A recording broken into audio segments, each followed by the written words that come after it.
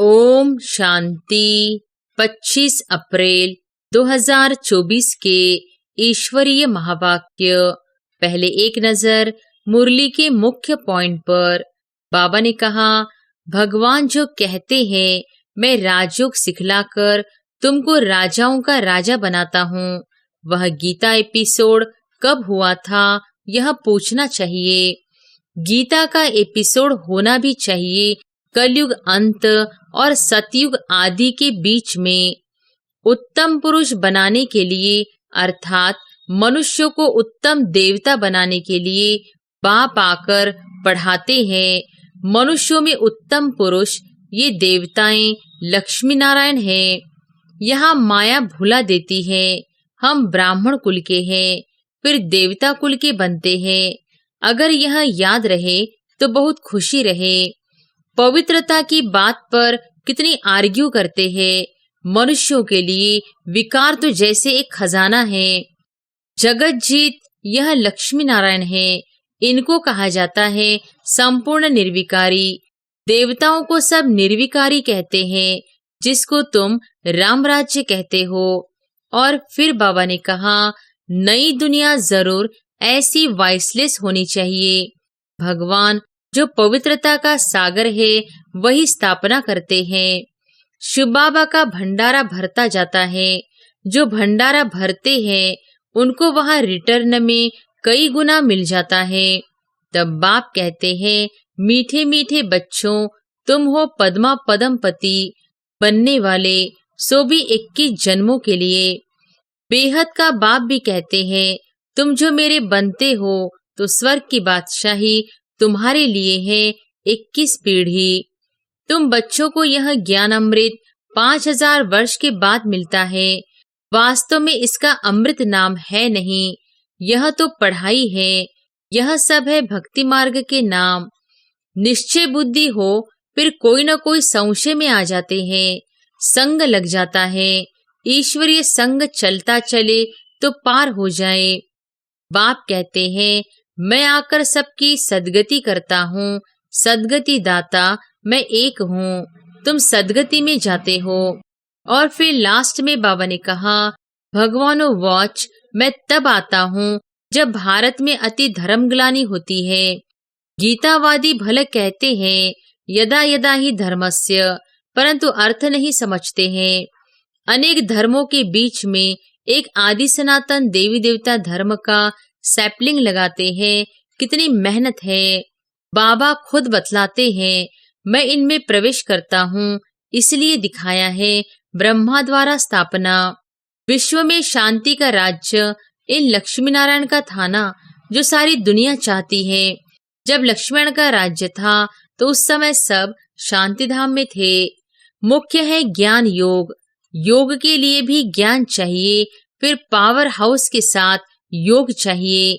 योग से विकर्म विनाश होंगे और हेल्दी वेल्दी बनेंगे, पास विद ऑनर भी होंगे। और अब सुनते हैं महावाक्यों को विस्तार से। मुरली का सार। मीठे बच्चे, यह पुरुषोत्तम युग ही गीता एपिसोड है। इसमें ही तुम्हें पुरुषार्थ कर उत्तम पुरुष अर्थात देवता बनना है।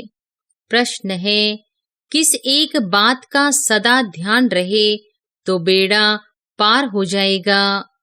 उत्तर है, सदा ध्यान रहे कि हमें ईश्वरीय संग में रहना है तो भी बेड़ा पार हो जाएगा। अगर संग दोष में आए, संशय आया तो बेड़ा विषय सागर में डूब जाएगा।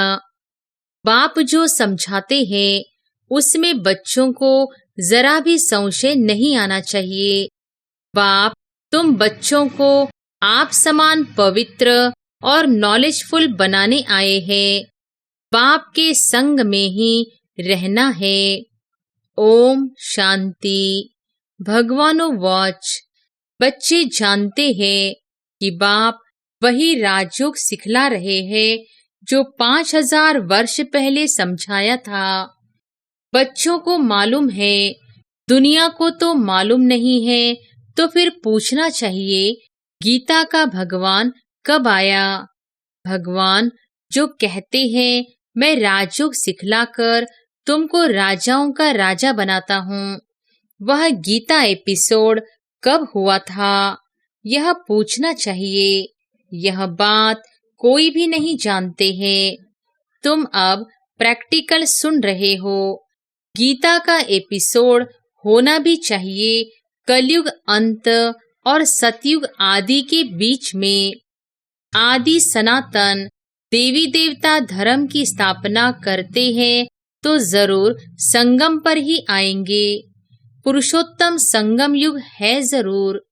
भला पुरुषोत्तम वर्ष गाते हैं परंतु विचारों को पता नहीं है। तुम मीठे मीठे बच्चों को मालूम है उत्तम पुरुष बनाने के लिए अर्थात मनुष्य को उत्तम देवता बनाने के लिए बाप आकर पढ़ाते हैं। मनुष्यों में उत्तम पुरुष ये देवताएं लक्ष्मी नारायण है। मनुष्यों को देवता बनाया इस संगम युग पर। देवताएं जरूर सतयुग में ही होते हैं, बाकी सब हैं कलयुग में। तुम बच्चे जानते हो हम हैं संगम युगी ब्राह्मण। यह पक्का पक्का याद करना है, नहीं तो अपना कुल कभी किसको भूलता नहीं है। परंतु यहाँ माया भुला देती है। हम ब्राह्मण कुल के हैं, फिर देवता कुल के बनते हैं।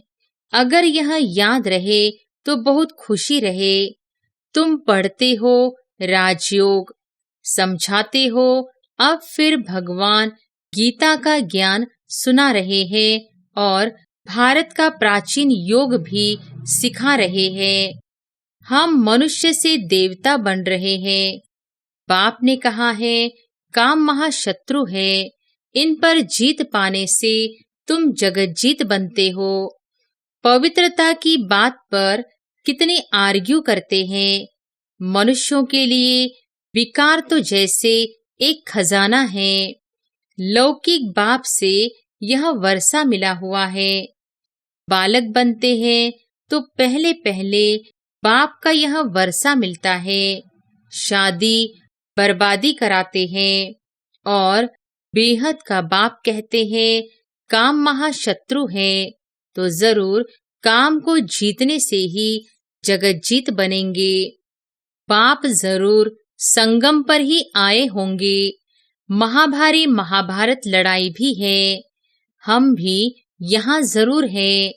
ऐसे भी नहीं सब फट से काम पर जीत पाते हैं। हर बात में टाइम लगता है। मुख्य बात बच्चे यही लिखते हैं कि बाबा हम विषय वैतरणी नदी में गिर गए तो जरूर कोई ऑर्डिनेंस है। बाबा का फरमान है काम को जीतने से तुम जगत जीत बनेंगे। ऐसे नहीं जगत जीत बनकर फिर विकार में जाते होंगे। जगत जीत यह लक्ष्मी नारायण है। इनको कहा जाता है संपूर्ण निर्विकारी। देवताओं को सब निर्विकारी कहते हैं। जिसको तुम राम राज्य कहते हो वह है वाइसलेस वर्ल्ड, यह है विश वर्ल्ड, अपवित्र गृहस्थ आश्रम। बाबा ने समझाया है तुम पवित्र गृहस्थ आश्रम के थे, अब 84 जन्म लेते लेते अपवित्र बने हो। 84 जन्मों की ही कहानी है। नई दुनिया जरूर ऐसी वाइसलेस होनी चाहिए। भगवान जो पवित्रता का सागर है वही स्थापना करते हैं। फिर रावण राज्य भी जरूर आना है। नाम ही है राम राज्य और रावण राज्य। रावण राज्य माना ही आसुरी राज्य। अभी तुम आसुरी राज्य में बैठे हो। यह लक्ष्मी नारायण है, देवी राज्य की निशानी। तुम बच्चे प्रभात फेरी आदि निकालते हो। प्रभात सवेरे को कहा जाता है। उस समय मनुष्य सोए रहते हैं, इसलिए देरी से निकालते हैं। प्रदर्शनी भी अच्छी तब हो जब वहाँ सेंटर भी हो, जहाँ आकर समझे कि काम महाशत्रु है, इन पर जीत पाने से जगत जीत बनेंगे। लक्ष्मी नारायण का चित्र साथ में जरूर होना चाहिए। ट्रांसलाइट का, इनको कभी भूलना नहीं चाहिए। यह एक चित्र और सीढ़ी। ट्रक में जैसे देवियों को निकालते हैं, ऐसे तुम यह 2-3 ट्रक सजाकर उसमें मुख्य चित्र निकालते हो तो अच्छा लगता है। दिन प्रतिदिन चित्रों की वृद्धि भी होती जाती है। तुम्हारा ज्ञान वृद्धि को पाता रहता है। बच्चों की भी वृद्धि होती जाती है। उसमें गरीब साहूकार सब आ जाते हैं। शिव बाबा का भंडारा भरता जाता है। जो भंडारा भरते हैं उनको वहाँ रिटर्न में कई गुना मिल जाता है। तब बाप कहते हैं, मीठे मीठे बच्चों, तुम हो पद्मा पदमपति बनने वाले, सो भी 21 जन्मों के लिए। बाबा खुद कहते हैं, तुम जगत का मालिक बन जाएंगे 21 पीढ़ी। मैं खुद डायरेक्ट आया हूँ। तुम्हारे लिए हथेली पर बहिश्त लाया हूँ। जैसे बच्चा जब पैदा होता है तो बाप का वर्षा उनकी हथेली पर ही है। बाप कहेंगे, यहाँ घर बार आदि सब कुछ तुम्हारा है। बेहद का बाप भी कहते हैं, तुम जो मेरे बनते हो तो स्वर्ग की बादशाही तुम्हारे लिए है 21 पीढ़ी, क्योंकि तुम काल पर जीत पा लेते हो। इसलिए बाप को महाकाल कहते हैं। महाकाल कोई मारने वाला नहीं है, उनकी तो महिमा की जाती है। समझते हैं भगवान ने यमदूत भेज मंगा लिया, ऐसी कोई बात है नहीं। यह सब है भक्ति मार्ग की बातें। बाप कहते हैं, मैं कालों का काल हूँ। पहाड़ी लोग महाकाल को भी बहुत मानते हैं। महाकाल के मंदिर भी हैं। ऐसे झंडियां लगा देते हैं। तो बाप बैठ बच्चों को समझाते हैं। यह भी समझते हो कि राइट बात है। बाप को याद करने से ही जन्म जन्मांतर के विकर्म भस्म होते हैं, तो उसका प्रचार करना चाहिए। कुंभ के मेले आदि बहुत लगते हैं। स्नान करने का भी बहुत महत्व बताया है। अब तुम बच्चों को यह ज्ञान अमृत 5000 वर्ष के बाद मिलता है। वास्तव में इसका अमृत नाम है नहीं, यह तो पढ़ाई है। यह सब है भक्ति मार्ग के नाम। अमृत नाम सुनकर चित्रों में पानी दिखाया है। बाप कहते हैं, मैं तुमको राजयोग सिखलाता हूँ। पढ़ाई से ही ऊंच पद मिलता है, सो भी मैं पढ़ाता हूँ। भगवान का कोई ऐसा सजा हुआ रूप तो है नहीं। यह तो बाप इसमें आकर पढ़ाते हैं। पढ़ाकर आत्माओं को आप समान बनाते हैं। खुद लक्ष्मी नारायण थोड़े ही है जो आप समान बनाएंगे। आत्मा पढ़ती है, उनको आप समान नॉलेजफुल बनाते हैं। ऐसे नहीं, भगवान भगवती बनाते हैं। उन्होंने श्री कृष्ण को दिखाया है, वह कैसे पढ़ाएंगे। सतयुग में पति थोड़े ही होते हैं। श्री कृष्ण तो होता ही है सतयुग में, फिर कभी भी श्री कृष्ण को तुम नहीं देखेंगे। ड्रामा में हर एक के पुनर्जन्म का चित्र बिल्कुल न्यारा होता है। कुदरत का ड्रामा है, बनी बनाई बन रही। बाप भी कहते हैं, तुम हूबहू इस फीचर से इसी कपड़े में कलप कलप तुम ही पढ़ते आएंगे। हूबहू रिपीट होता है ना। आत्मा एक शरीर छोड़ फिर दूसरा वही लेती है जो कलप पहले लिया था। ड्रामा में कुछ फर्क नहीं पड़ सकता है। वह होती है हद की बातें, यहाँ है बेहद की बातें, जो बेहद के बाप सिवाय कोई समझा नहीं सकते हैं। इसमें कोई संशय नहीं हो सकता है। निश्चय बुद्धि हो फिर कोई न कोई संशय में आ जाते हैं, संग लग जाता है। ईश्वरीय संग चलता चले तो पार हो जाए, संग छोड़ा तो विषय सागर में डूब पड़ेंगे। एक तरफ है क्षीर सागर, दूसरी तरफ है विषय सागर। ज्ञान अमृत भी कहते हैं। बाप है ज्ञान का सागर, उनकी महिमा भी है। जो उनकी महिमा है वह लक्ष्मी नारायण को नहीं दे सकते हैं। बाप है पवित्रता का सागर, भले वह देवताएं सतयुग त्रेता में पवित्र हैं, परंतु सदैव के लिए तो नहीं रहते हैं, फिर भी आधा कल्प के बाद गिरते हैं। बाप कहते हैं, मैं आकर सबकी सद्गति करता हूँ, सद्गति दाता मैं एक हूँ। तुम सद्गति में जाते हो, फिर यह बातें ही नहीं होती। अब तुम बच्चे सम्मुख बैठे हो, तुम भी शिव बाबा से पढ़कर टीचर बने हो। मुख्य प्रिंसिपल वह है, तुम आते भी उनके पास हो। कहते हैं हम शिव बाबा के पास आए हैं। अरे वह तो निराकार है। हाँ, वह आते हैं इनके तन में, इसलिए कहते हैं बाप दादा के पास जाते हैं। यह बाबा है उनका रथ, जिस पर उनकी सवारी है।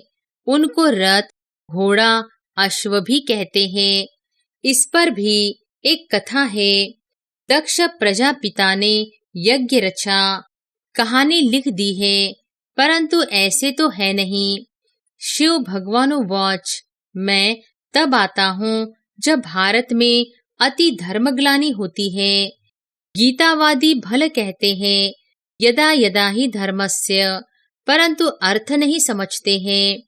तुम्हारा यह बहुत छोटा झाड़ है, इनको तूफान भी लगते हैं। नया झाड़ है ना, फिर यह फाउंडेशन भी है। इतने अनेक धर्मों के बीच में एक आदि सनातन देवी देवता धर्म का सैपलिंग लगाते हैं। कितनी मेहनत है, औरों को मेहनत नहीं लगती है, वह ऊपर से आते रहते हैं।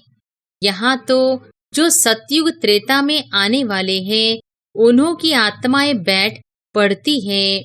जो पतित हैं, उनको पावन देवता बनाने लिए बाप बैठ पढ़ाते हैं। गीता तो यह भी बहुत पढ़ते थे, जैसे अब आत्माओं को याद कर दृष्टि दी जाती है तो पाप कट जाए। भक्ति मार्ग में फिर गीता के आगे जल रखकर बैठ पड़ते हैं। समझते हैं पितरों द्वारा उद्धार होगा, इसलिए पितरों को याद करते हैं। भक्ति में गीता का बहुत मान रखते हैं। अरे बाबा कोई कम भक्त था क्या? रामायण आदि सब पढ़ते थे, बहुत खुशी होती थी। वह सब पास्ट हो गया। अब बाप कहते हैं बीती को चितवो नहीं, बुद्धि से सब निकाल दो। बाबा ने स्थापना, विनाश और राजधानी का साक्षात्कार कराया तो वह पक्का हो गया। यह सब खलास होना है, यह पता नहीं था। बाबा ने समझा यह सब होगा, देरी थोड़ी है। हम जाकर फलाना राजा बनूंगा, पता नहीं बाबा क्या क्या समझते रहते थे। तुम बच्चे जानते हो बाबा की प्रविष्टता कैसे हुई। यह बातें मनुष्य नहीं जानते हैं। ब्रह्मा विष्णु शंकर का नाम तो लेते हैं, परंतु इन तीनों में से भगवान किसमें प्रवेश करते हैं अर्थ नहीं जानते। वो लोग विष्णु का नाम लेते हैं, अब वह तो है देवता, वह कैसे पढ़ाएंगे? बाबा खुद बतलाते हैं मैं इनमें प्रवेश करता हूँ, इसलिए दिखाया है। ब्रह्मा द्वारा स्थापना, वह पालना और वह विनाश, यह बड़ी समझने की बातें हैं। भगवान वाच, मैं तुमको राजयोग सिखलाता हूँ। वह भगवान कब आया जो राजयोग सिखलाया और राजाई पद दिलाया, यह अभी तुम समझते हो। 84 जन्मों का राज भी समझाया है, पूज्य पुजारी का भी समझाया है।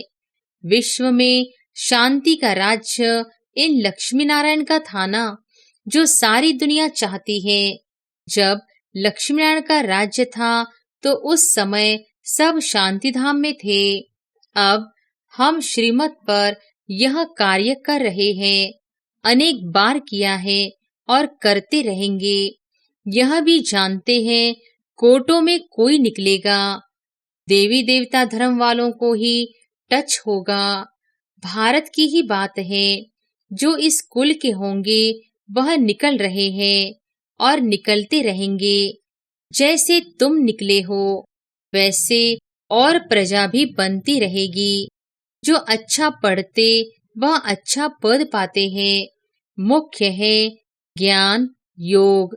योग के लिए भी ज्ञान चाहिए, फिर पावर हाउस के साथ योग चाहिए। योग से विकर्म विनाश होंगे और हेल्दी वेल्दी बनेंगे, पास विद ऑनर भी होंगे। अच्छा, मीठे मीठे सिकिलधे बच्चों प्रति माता पिता बाप दादा का याद प्यार और गुड मॉर्निंग। रूहानी बाप की रूहानी बच्चों को नमस्ते। धारणा के लिए मुख्य सार। पहली पॉइंट, जो बात बीत गई उसका चिंतन नहीं करना है। अब तक जो कुछ पढ़ा उसे भूलना है। एक बाप से सुनना है और अपने ब्राह्मण कुल को सदा याद रखना है। दूसरी पॉइंट, पूरा निश्चय बुद्धि होकर रहना है। किसी भी बात में संशय नहीं उठाना है। ईश्वरीय संग और पढ़ाई कभी भी नहीं छोड़ना है। वरदान है, रूहानी माशूक की आकर्षण में आकर्षित हो, मेहनत से मुक्त होने वाले रूहानी आशिक भव। रूहानी माशूक की आकर्षण में आकर्षित हो, मेहनत से मुक्त होने वाले रूहानी आशिक भव। माशूक अपने खोए हुए आशिकों को देख खुश होते हैं।